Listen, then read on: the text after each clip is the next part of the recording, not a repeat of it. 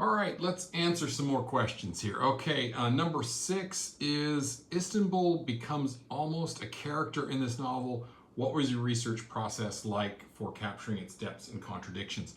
Okay, well, if you've been following me for any time now, you know that right now I'm in Istanbul. I believe that to truly write about a city, you've got to go there. Okay, I mean, I could have watched some YouTube videos, I could have read some things, I could have had ChatGPT tell me all these things about it, but there's nothing replaces on the ground research for that. And that goes for the characters as well.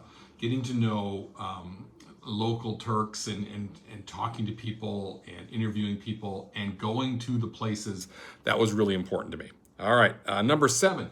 The use of augmented reality to recover lost heritage is brilliant. Oh, well, thank you. Did that idea come from real world tech or Nereidis? It came from real world stuff. In the classroom, I've been playing with the idea of augmented reality. We had merge cubes in my classroom and some things like that.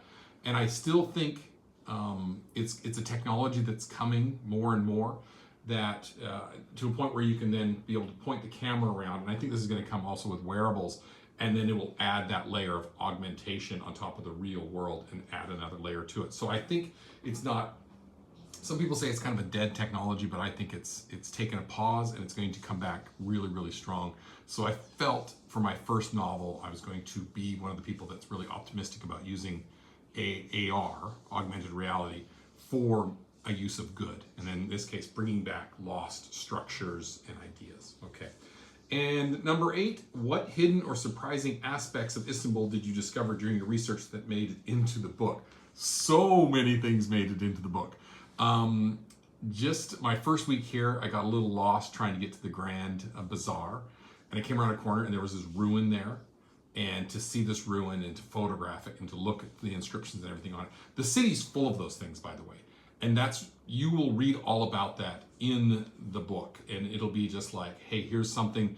And to have one thing built upon another thing. Like when I went to the cisterns and you realize that that churches were built on top of synagogues, on top of mosques, on top of this, and then now it's a mosque, and it used to be, there's so many layers to this city that you will really, if anything comes through the book, that's going to really come through the book, is the hidden layers, and also, and adding to that, how many religious beliefs were here and how they've been intermingled, all even within the same faith, that you have different series of ideas and ideologies that are in there, and you're going to really see that come out in the book. And that was my surprising take on this, because I'm walking around as a tourist, I'm like, wow, this is really interesting. I'll look at these sites that everybody sees.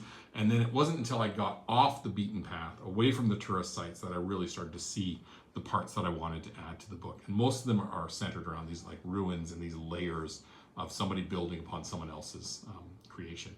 And the idea that some people try to erase other people's ideas and ideologies and things like that by building on top of them or knocking them down or doing whatever. So that's all coming through in the book.